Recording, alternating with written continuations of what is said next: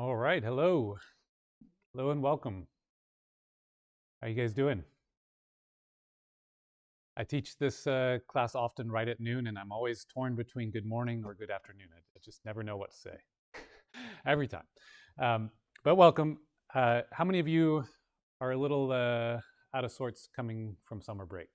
Anybody? A little bit?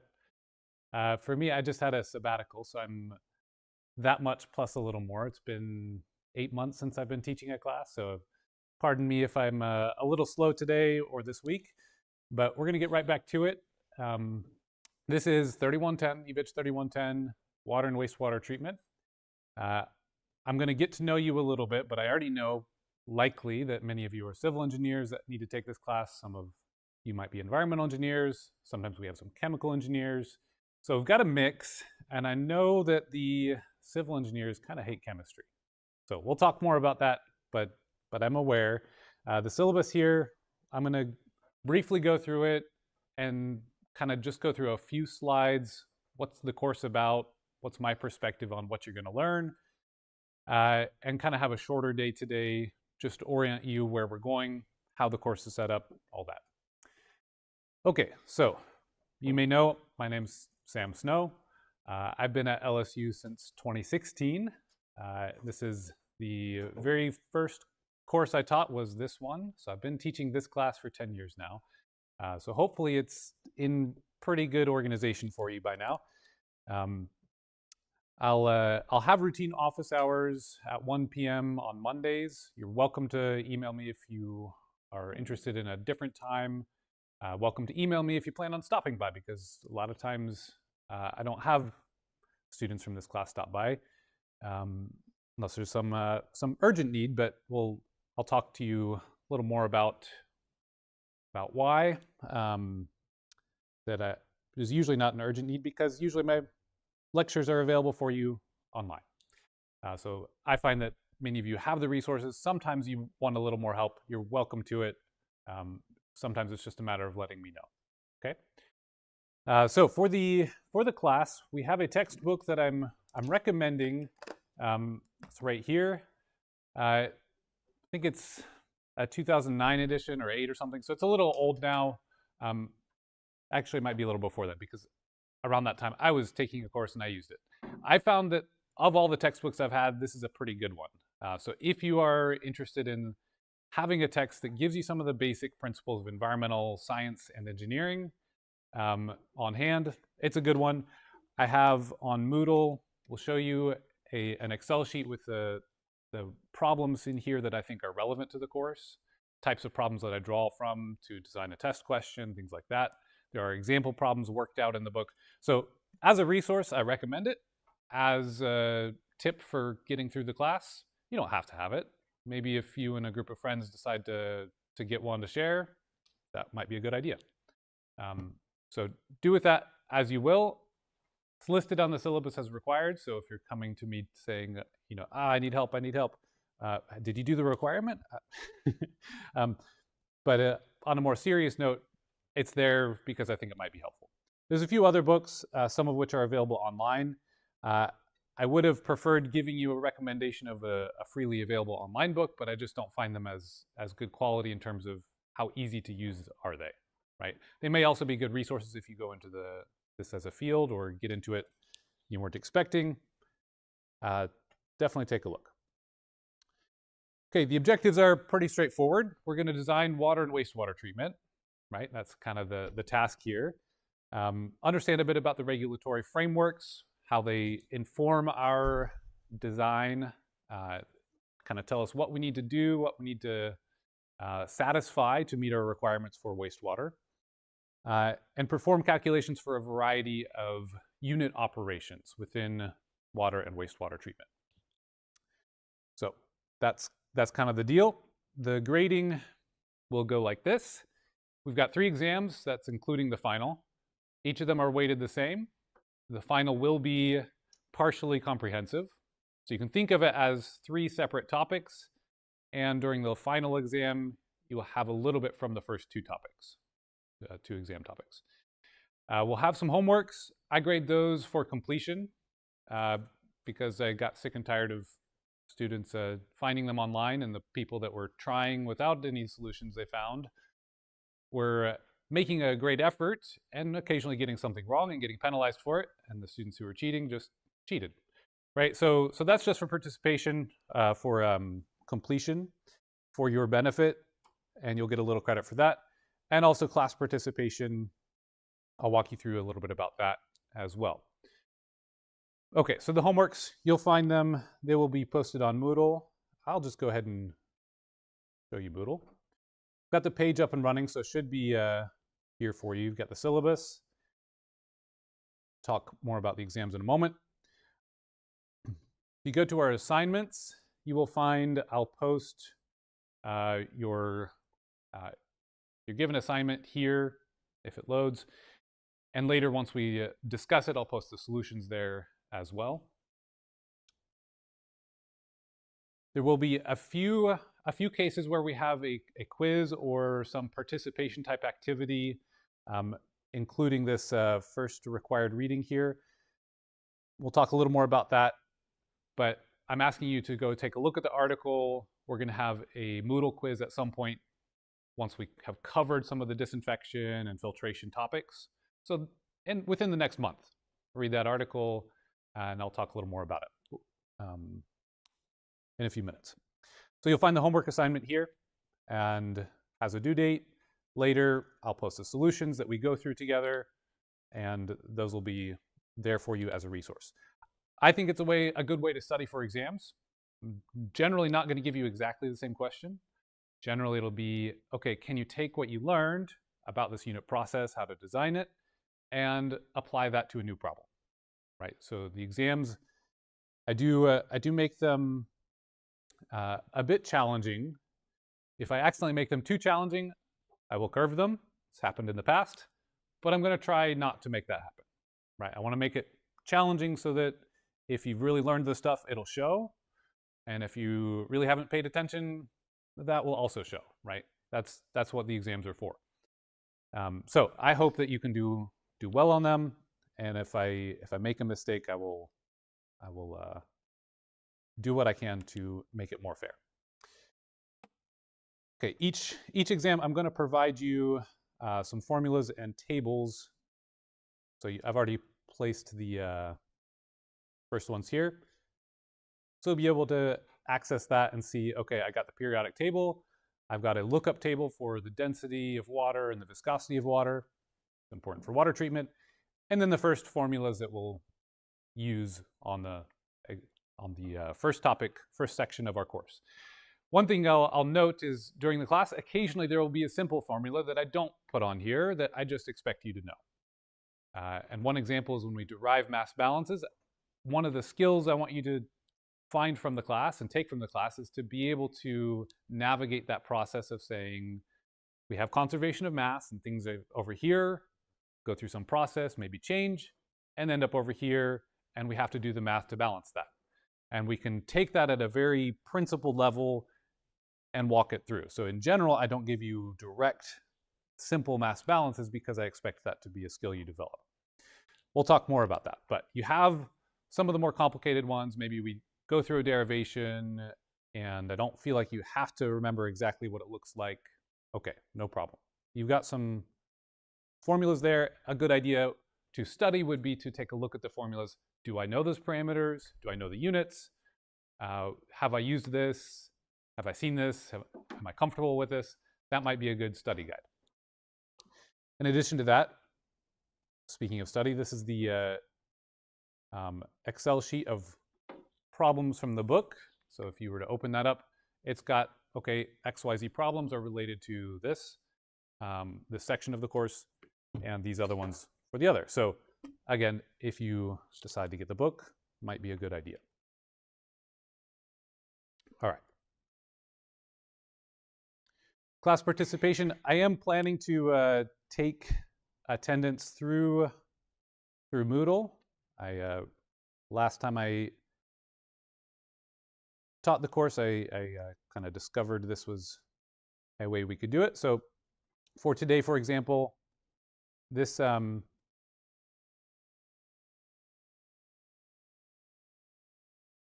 this would be our way to take the attendance. And while you pull out a phone to scan that, I'm just going to say something funny. I had a former student just comment, because I'm live streaming this. I'll explain that more in a moment. And this person says, I need to unsubscribe from you. This was a scary flashback. So they had, I must have popped up on their feed. So they're, hello there. So you can log in here. And the way I'm doing part of your participation score is by doing this. You can log in. At any point today, if you catch this stream online in a couple hours, for example, you can go ahead and do this. So what I'm doing here, yeah. Not working, some error? Okay. I'll try to sort out the error. Today it doesn't matter. And for this week and next week, I'm not actually recording the attendance. This is how I would do it. So I'm finding the errors today, so thank you. I'll see if there's something I can do about it. Maybe I set something up wrong. But once we get rolling and we're beyond essentially the chemistry refresher, some people don't need it, so I say, okay, optional. Plus people are adding and dropping the course. I don't have the roster perfectly cemented yet. So the first week and a half, okay, do what you want. Be here, don't be here, I'm not gonna track. This is how I will track, okay, in the future. I'm giving you a lot of freedom here, right? You could attend online if you so choose. I suggest you come here because I think you'll learn more here, learn better, but I'm gonna give you that freedom and I'm gonna leave it to you to be professional about it, right? Leave it to you to contact me. It's like, hey, I'm missing class this week because I'm out for interviews or I'm out for whatever. That will let me know. I can see, hey, you are caring about the class, you are participating here. If you just never show up, never see your face after today, and you're always participating online, great, I'll have that record. But if you come to me like talking, wanting to know what you can do if you didn't do great on your participation or something, like, who are you? That's not the best place to be. So balance this, what's good for you to learn and what's the professional way to go about it, all right? It's a lot of freedom, a lot of opportunity for you to make use of these resources to learn as you see fit. And speaking of, I'll just go ahead and show you. I have a YouTube page. You could even find my previous lectures, youtube.com/@snowslab. It's on the syllabus as well. And if you go here, we could have some inception syllabus, because this is me talking to you right now, and it's a whole lot of confusion, right? So I'm going to stop this because it just, yeah, no need for that. But you can go find it. Gives me a headache just watching that. And if you wanted to kind of see what I'm looking at over here, this is really a way that I can write my notes and be able to see them, and the streaming platform itself, just in case you're curious. Looks something like that. Again, I'm going to stop this right now because that's no good. All right. Anyway, that's what I'm doing. I'm doing this mostly for you, so you'll have the records, you'll have the notes, all of that. And I will add all this to a playlist for our class, so you'll have that just archived there. The internet sometimes doesn't work. I was teaching a class at 9 and it cut out 20 minutes in. And so if I notice, I'll start recording and then I can upload that. But if my internet's not working, if we have a guest lecture, something happens, you're gonna miss out, okay? So my suggestion is you plan to be here and use that as a backup. All right, enough of that. Of course, won't tolerate cheating. Moodle, I'm gonna use it a fair bit. That's gonna be where you can access your assignments, access the links to I'll update it with a link to the YouTube playlist and all that. The schedule for the course should look something a lot like this, where we're gonna today give you the intro, just a little bit about water and wastewater treatment. Thursday, we will give you some background on mass balances. Again, some of you may not have ever thought of how to talk about anything mathematical about water, right? Or what's in water. Or maybe it's been since high school since you thought of what is a mole, right? And we're gonna give you enough refresher to get up to speed and then begin doing the math that you've learned for a bit of calculus, a bit of differential equations. Nothing super difficult. Stuff you've been doing, you just haven't necessarily applied it to this. Some of you, maybe you have. Again, if I've got some chemical engineers in here, maybe you decide that, well, showing up at this lecture makes the most sense, right? To really participate in the class, maybe checking through these to review. I'm going to leave that up to your judgment. Maybe it's helpful for all of you. That's kind of what I hope. After that, we'll go into some of the physical processes for drinking water treatment. Many of these are applicable to both waste and drinking water. So as we go through the course, you'll notice sedimentation, the use of gravity to clean water, is used in both drinking and wastewater treatment very often. Kind of depends on what we need to accomplish, but gravity is cheap, and it really just requires the space to let the gravity do the action. So we'll make use of that. We'll continue with some filtration, some chemical methods to help this sedimentation process. And then we'll get into disinfection, membrane filtration as kind of the second core piece of our course, granular and membrane filtration. And then from there, we'll move into wastewater treatment. Okay, so in addition to the disinfection that in the US, we do disinfection on our wastewater. And we also use some of these physical processes for wastewater. But then wastewater, we use biology. So we're going to touch a little bit on some physical processes, some chemical processes, and some biological processes. Obviously, we're not doing physics, biology, and chemistry in depth all in one course, right? But you're going to draw a little bit on each of those. So you will have to do a bit of chemistry. It's just going to be required. We're treating water. There's going to be some water chemistry. By the end of it, we're going to be looking at what happens when we discharge wastewater into a river or a lake. How do we do some math on understanding, is that a problem? How much of a problem? Where is it a problem? Okay, and that will essentially conclude. We'll do a little bit about nutrient removal. A quick note, I will be on a field trip this week, October 27th and 29th. I'm going to try to set up a guest lecture for you on that 29th. And my typical scheme has an exam falling about that week. So we'll probably have an exam 2 proctored by my grad student or something like that. So it'll be one lecture that we have something different will happen. Okay, so that should pretty much do it. This exam schedule is what LSU's academic calendar, final exam schedule said was the case. Occasionally they change that, so we'll double check that before the final, but that's all updated and there. Any questions about the big picture of the class? Anything you're scared about or excited about? Chemistry? Excited about chemistry? Okay. All right. Well, one other thing I'd like to do, a little bit about me now. I'd like to get to know you. In the past, long time ago, I used Kahoot.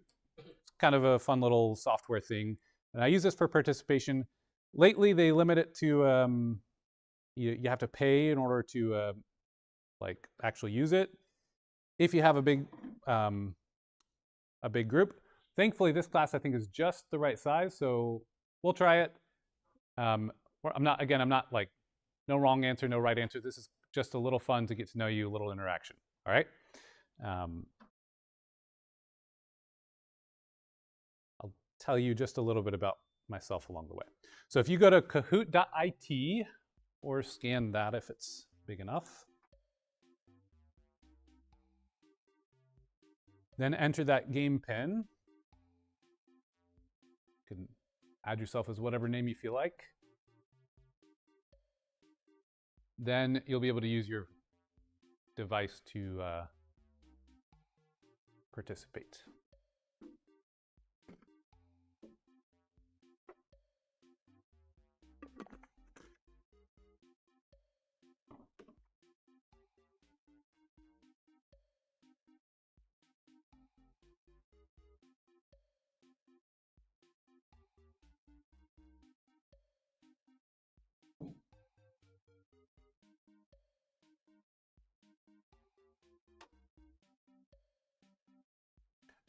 Anybody else need a moment?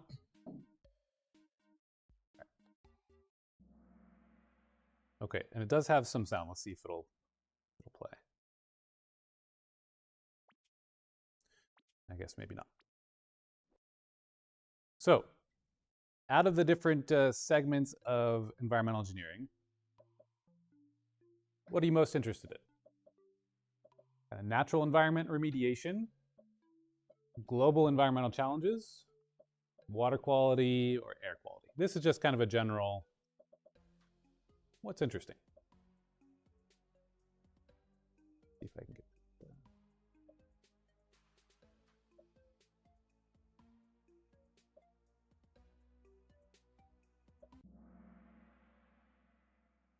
all right. Okay, interesting. I marked water quality as if it's the right answer because that's my answer. That's kind of what inspired me to get into environmental engineering. I've always loved water, whether it was fishing or keeping an aquarium or just being out in nature. Just always a fan.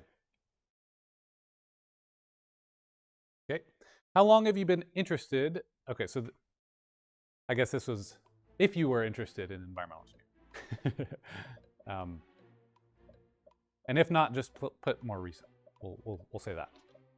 You're interested because you're in my class, and you're going to pretend like you're interested for me, right? This might have been one that I set up for I've taught this before where it was just environmental engineers, and maybe I grabbed that one.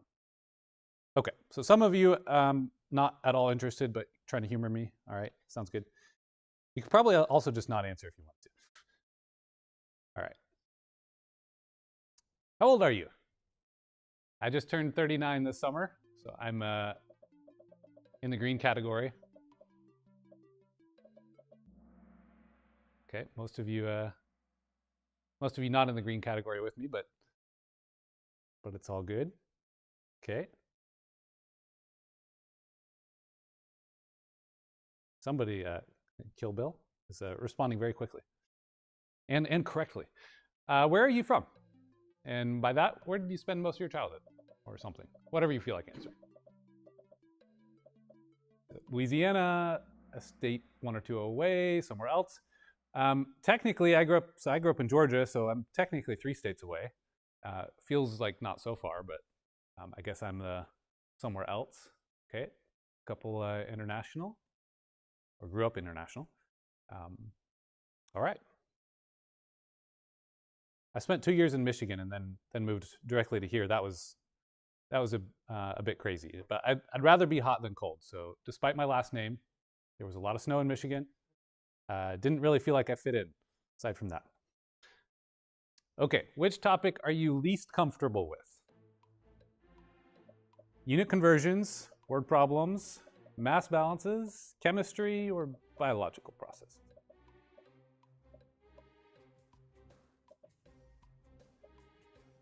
This is how I decide, see how many civil engineers are done.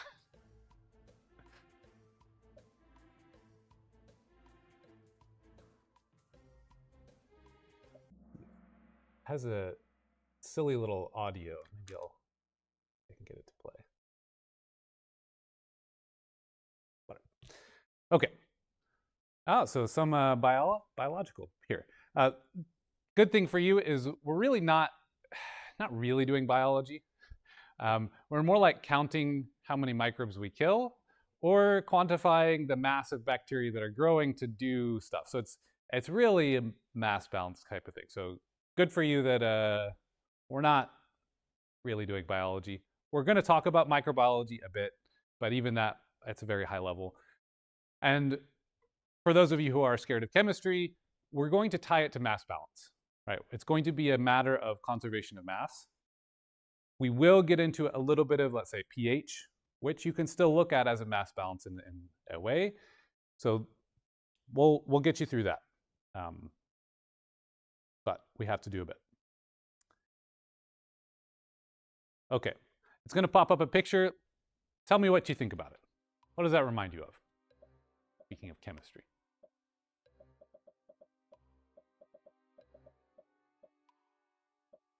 How nerdy are you?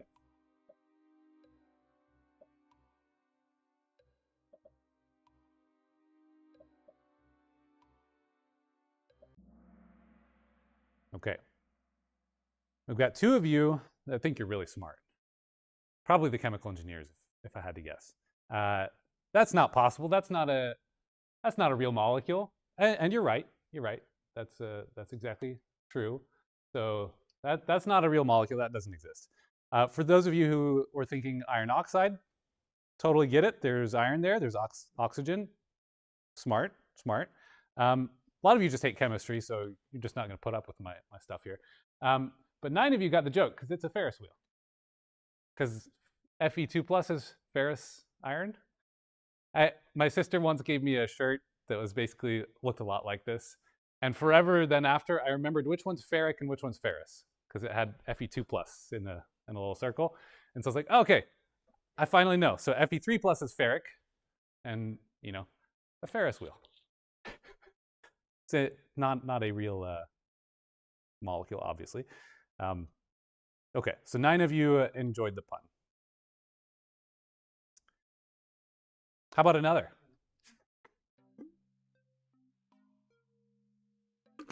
Is the text too small, by the way?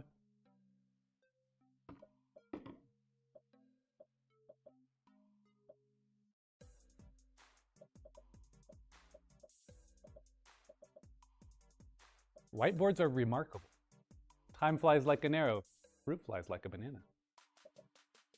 No, I honestly find them to be punishing to my sensibilities. I'd tell you a chemistry joke if I knew I'd get a reaction.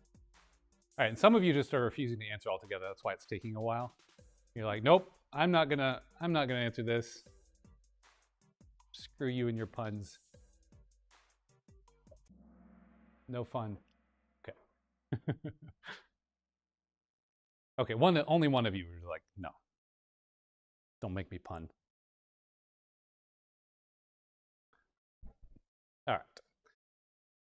Just a couple more. Don't worry about this. This was, okay. One of you already got it right by guessing. Okay, so this was a couple things. If I had gone through a little bit of the lecture, we're not gonna do that either. I think that's all I had for getting to know you. Yeah. Okay. So we're done there. And yeah, don't worry about that. All right, thank you for participating. I thought I had one. Yeah, it was the other. So this was for my EVEG section, so I apologize. I pulled the wrong one. By a show of hands, do we have, who's environmental engineering? Okay, a few of you. If you notice, there's like a small minority. Who's civil engineering? Okay, most of you. Do we have any chemical engineering? Okay, a few. Anybody else? Biological? Okay. And what are you guys? Okay. Okay. Awesome. All right. So welcome. You're all welcome. And we're going to all have the same capability from the class, is my goal. Some of you are further ahead in some ways in terms of just background material that you've seen before. So like I said, some of the material, the next 2 lectures especially, might be kind of review. I'm going to let you decide what to do with that. If you want to just watch this on twice the speed and hear me sound like a chipmunk, you could do that, right? But starting, I guess, in a week and a half, I'll begin taking the attendance, assuming I have that done correctly. And I do expect that you are capable for all the lecture material that we do cover. So that's going to be up to you. So I'm going to give you about 10 minutes worth of lecture, maybe 15 now, and answer any other questions you might have about the course in general, and let you go on your way. So water and wastewater treatment, I like to think about it primarily as mass balance.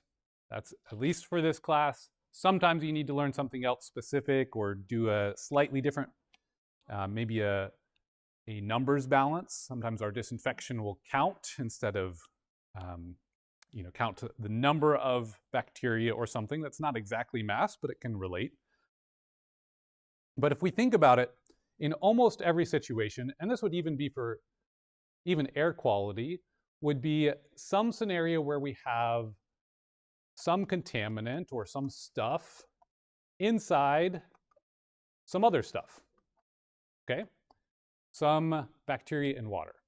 The other stuff here, the media, is pretty much going to be either water we want to drink or water we want to discharge into the environment. It's going to be water, right? So we're going to have some matter or material inside our water, and we either don't want it there or we don't want it in that form there, okay?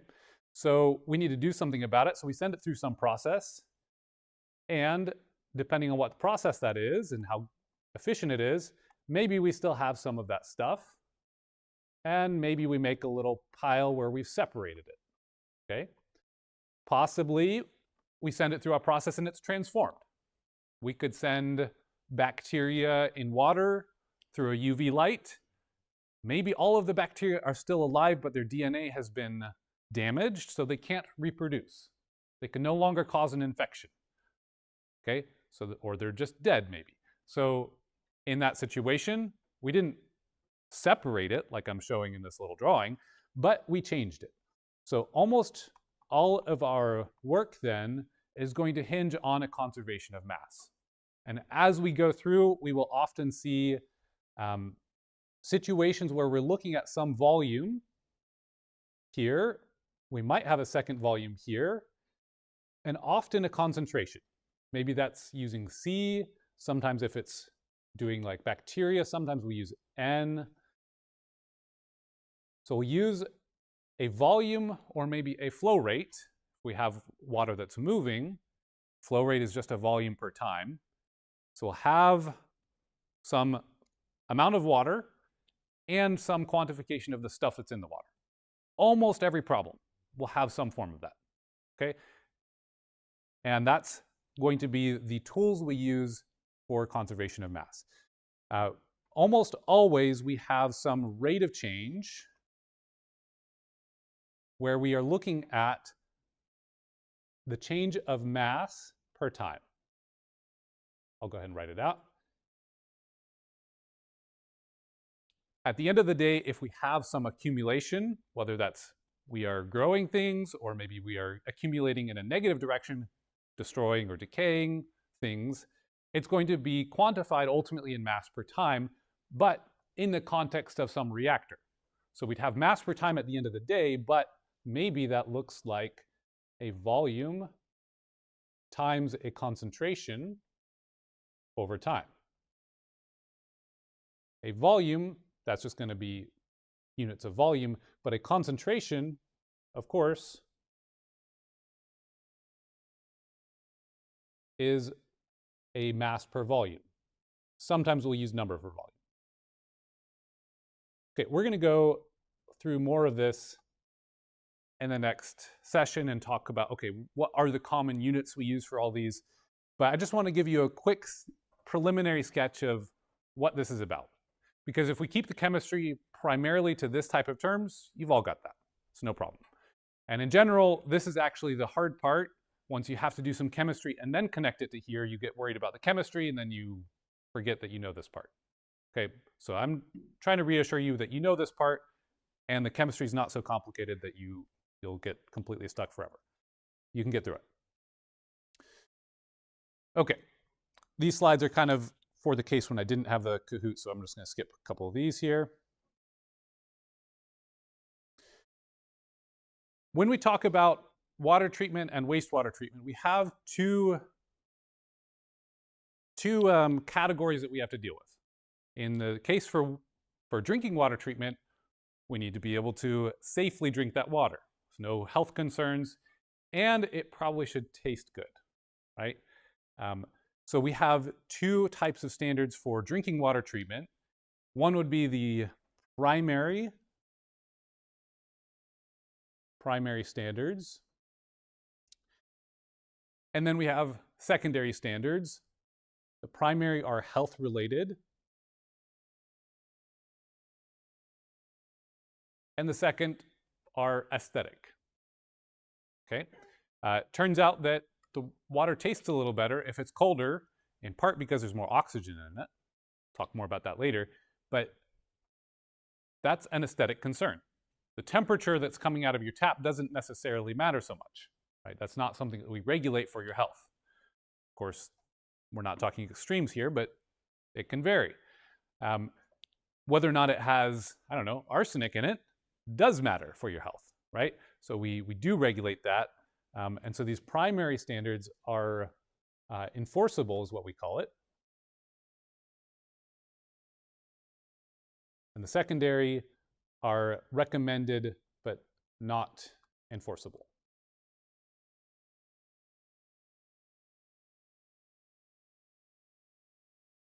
Okay, and just thinking about it here, you'll see this is my note-taking approach for the class. I have this cool little glove so I can write on the pad without like smearing my hand all over it and messing up my cursor. And I'm going to post these notes to Moodle. You may have already seen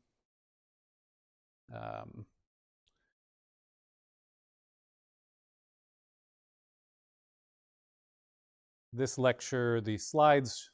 I should, if I'm doing my job, I'll post these PowerPoint slides here. So if you wanted to follow along on a computer, you're welcome to. You're welcome to take notes by hand. That's how I tend to learn, and I feel good about doing that. So if I were in your shoes, I'd be doing the same on a notebook. But then after either today or later this week, I will post the annotated notes and copy over and replace this file.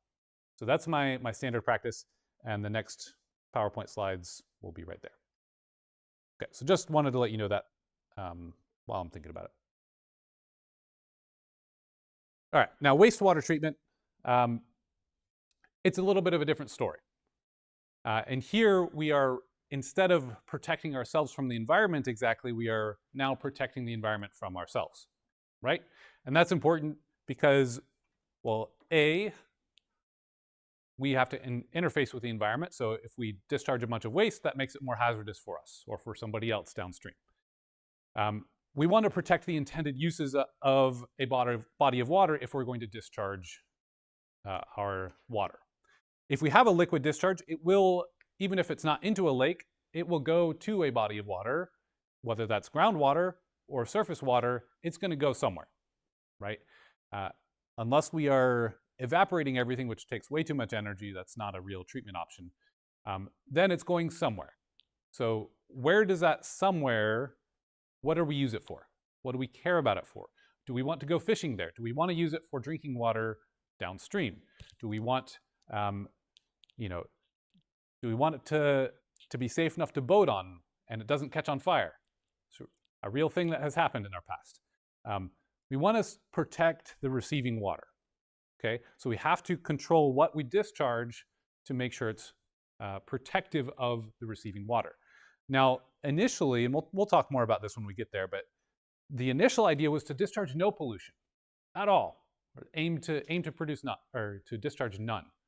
That actually doesn't make very much sense, because if you go and look at, let's imagine for a moment, you were looking at the Mississippi River 2,000 years ago, and there was very few people that ever interacted with it. Almost no human contamination. It would still have contaminants.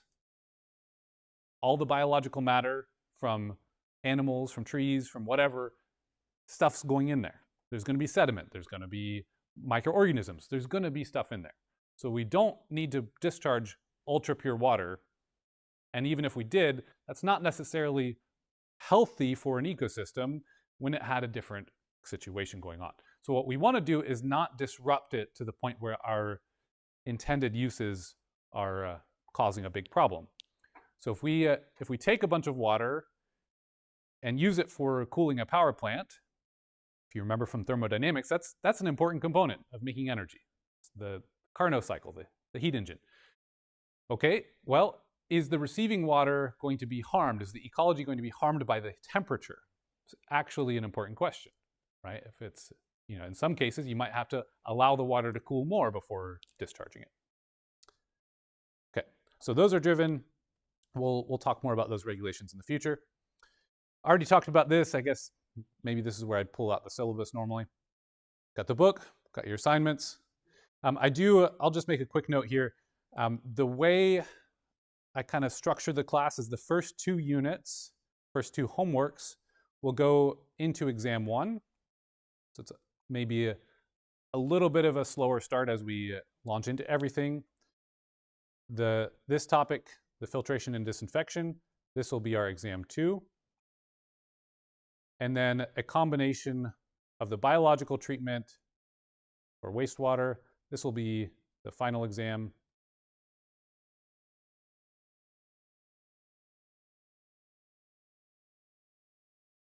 But that also includes, so this 50% will be the wastewater, and then approximately 25% from each of the previous ones, right? So we'll say that's kind of what you can expect.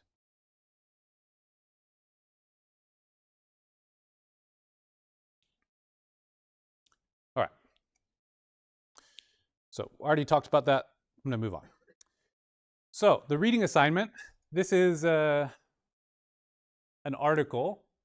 You don't have to read every single word, by the way, but I want you to read enough so you understand like the context, what has happened here.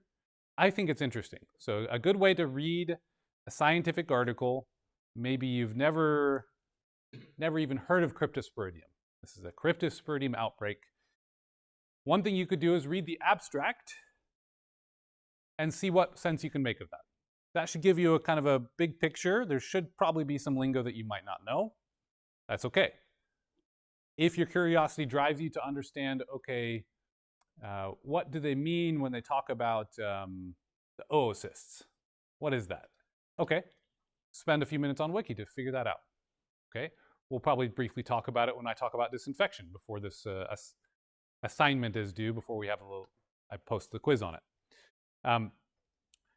You could also go and then read the intro, see what it's about, especially the last paragraph of the intro usually tells you specifically what a scientific paper is aiming to do. So if you take the abstract, skim through the intro and focus in on that last paragraph of the intro, and then skip down to look at the conclusions. And on your way, maybe take a look to see if the figures mean anything. This is a good way to get a glimpse at a scientific article. If you do a good job at that, just that, you'll probably do pretty well on the quiz. Okay? So you don't, I suggest you read it. I'm assigning it to you to read it. But don't feel like you need to have every word mastered. It's an exercise to help you understand how has water treatment been relevant in a big outbreak that happened in Milwaukee back in, I think, the late 80s or early 90s. Kind of relates a little bit to the cyclospora outbreak this summer. Did a bit of reading on that, and maybe we'll find a kind of a newer version of this in the next year or so with a report on that. So I'll let you know if I find a nice report. But just a quick note on the cyclospora outbreak.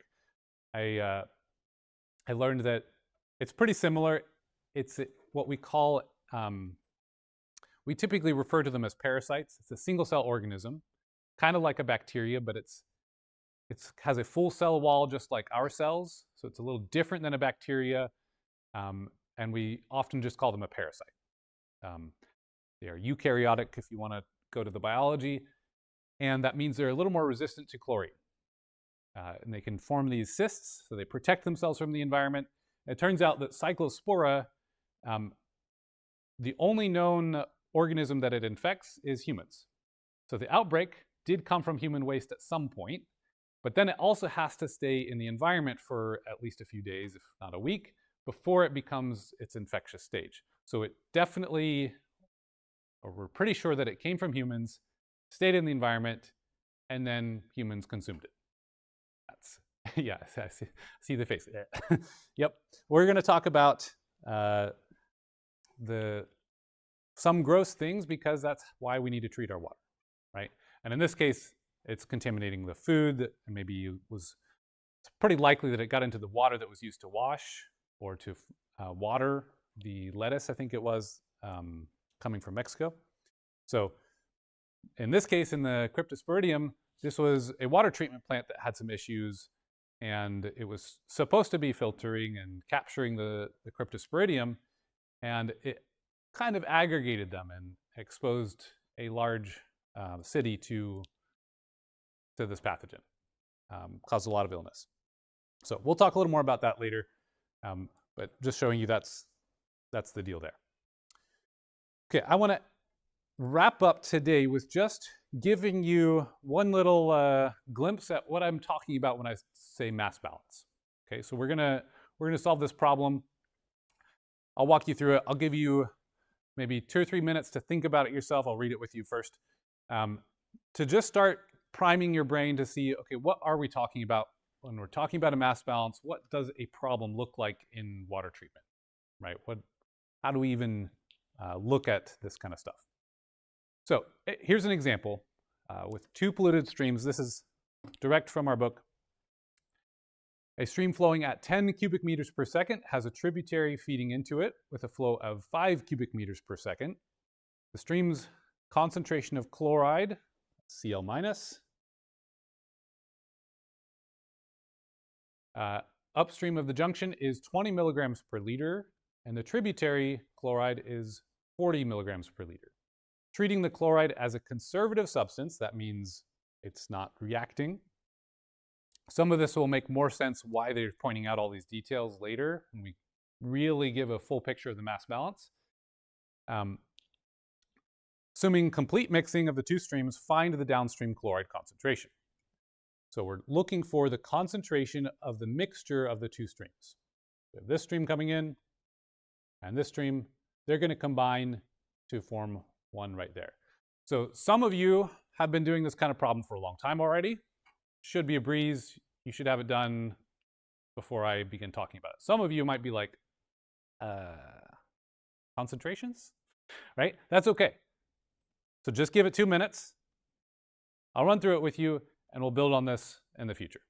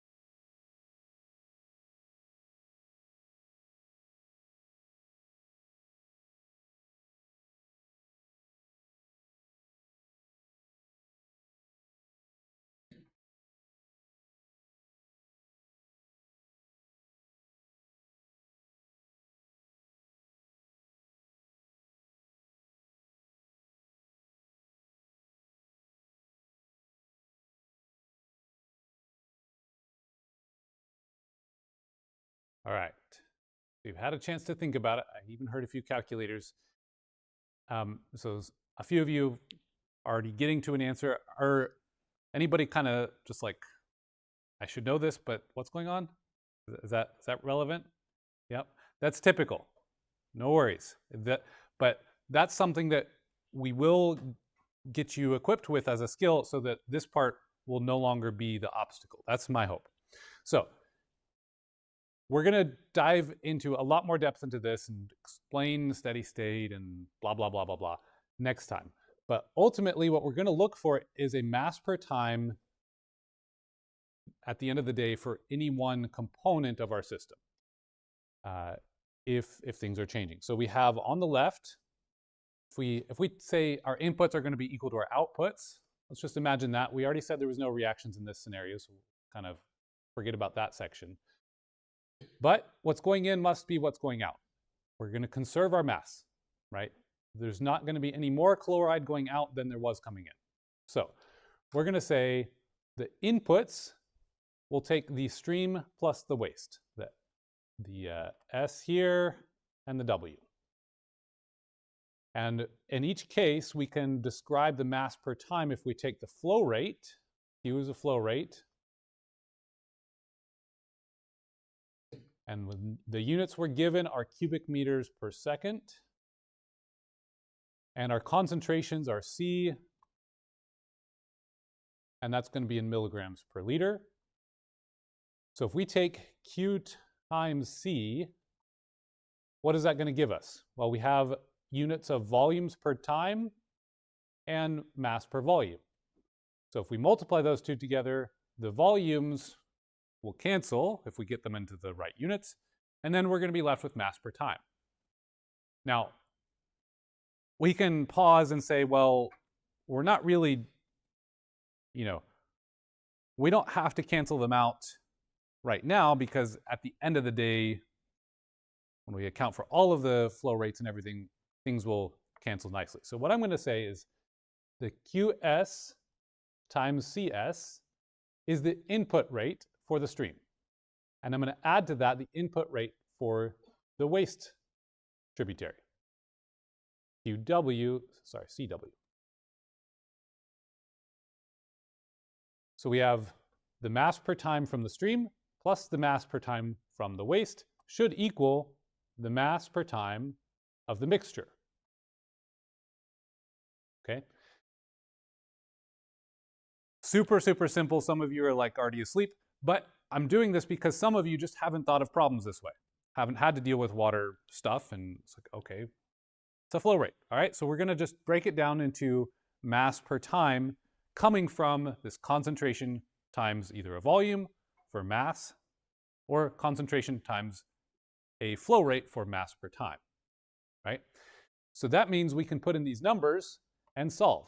One thing we'll have to do, though, is recognize that the flow rate here is also unknown. I'm just going to go ahead and say we're going to have conservation of water too. Right? We're not going to create or destroy any water when these two streams mix. So the QM, as a side note, should just be the addition of the two. So that should just be 15 cubic meters per second. Just simply QS plus QW. Okay, to make it nice and explicit. Now, that means we have basically everything we need to know. I'm just going to go ahead and write it in here to be a little short. So 20 cubic meters per second times 10 milligrams per liter. QW was 5 cubic meters per second times 40 milligrams per liter. And over here we have 15 cubic meters per second times CM. So we solve for CM. That's going to be pretty simple. On the left side, we have 200 plus 5 times 40 should also be 200. So 400 on the left side. The units are going to be a little funny at this point, but I'm just going to leave them like that for the moment. So 400 is equal to CM times 15. We divide both sides by that 15 cubic meters per second. Our CM should come out to be 400 over 15 is, somebody with a calculator? What's that? 26.67.